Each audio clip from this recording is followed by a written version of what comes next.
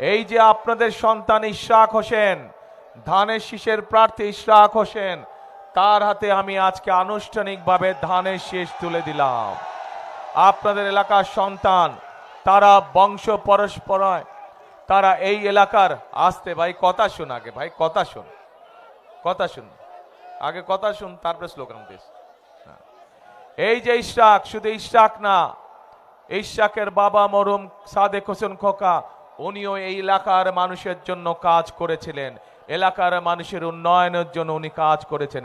ইনশাল্লাহ ইশরাকও আপনাদের এলাকার সন্তান, ইশরাকও এই এলাকার মানুষের সমস্যার সমাধানে কাজ করবে, এলাকার মানুষের বিপদ আপদে থাকবে। এই যে ইশরাক একটু আগে তার বক্তব্যে বলল যে এই এলাকায় মানুষের হাসপাতাল প্রয়োজন, সরকারি হাসপাতাল প্রয়োজন। যেই হাসপাতালটি আছে এটি প্রয়োজন না, এটাকে আরো বড় করতে হবে।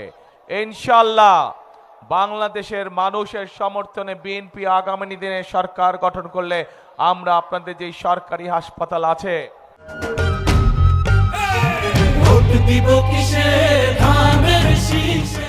এই হাসপাতালকে ইনশাল্লাহ আমরা শয্যা সংখ্যা বৃদ্ধি করব, যাতে এই এলাকার মানুষ সহজেই চিকিৎসা সুবিধা পেতে পারে। প্রিয় ভাই বোনেরা, এই এলাকার আর একটি বড় সমস্যা আছে। এই সমস্যা শুধু এই এলাকার নয়, এই সমস্যা সমগ্র ঢাকা শহরের। সেটি হচ্ছে বুড়িগঙ্গা নদী। এই বুড়িগঙ্গা নদীকে আমাদেরকে ঠিক করতে হবে। বুড়িগঙ্গা নদীর পানি সম্পূর্ণভাবে কলুষিত হয়ে গিয়েছে।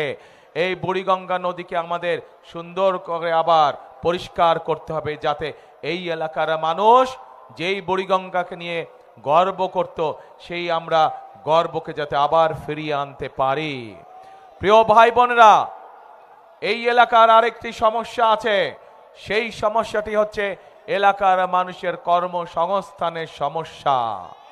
আমরা সিদ্ধান্ত গ্রহণ করেছি যে ইনশাল্লাহ বিএনপি সরকার গঠন করলে ঢাকা শহর সহ যেখানে যেখানে বাংলাদেশের যেই বিষয় বিশেষজ্ঞ আছে, সেখানে সেই অঞ্চলের উপযুক্ত করে ইনশাল্লাহ আমরা শিল্প কারখানা গড়ে তুলব, যাতে করে সেই এলাকার মানুষেরা, সেই এলাকার যুবকরা, সেই এলাকার তরুণরা, সেই এলাকার মেয়েরা সেখানে কর্মসংস্থানের ব্যবস্থা করতে পারে।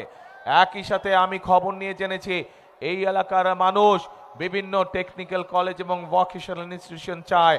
এলাকার যারা শিক্ষিত ছেলেরা আছে, মেয়েরা আছে, তাদেরকে দক্ষভাবে গড়ে তোলার জন্য এরই ভিতরে আমরা পরিকল্পনা গ্রহণ করেছি যে বিএনপি ইনশাল্লাহ সরকার গঠন করলে শুধু ঢাকা 6ই নয়, আমরা সমগ্র বাংলাদেশে পর্যায়ক্রমিকভাবে সব জায়গায়, সব অঞ্চলে, ওই অঞ্চলের উপযোগী করে আমরা ভোকেশনাল ইনস্টিটিউট, টেকনিক্যাল ইনস্টিটিউট, আইটিতে যে আমাদের ছেলেমেয়েরা কাজ করে তাদেরকে বিভিন্ন বিষয়ে ট্রেনিং দেওয়ার জন্য আমরা এই প্রতিষ্ঠানগুলি গড়ে তুলব।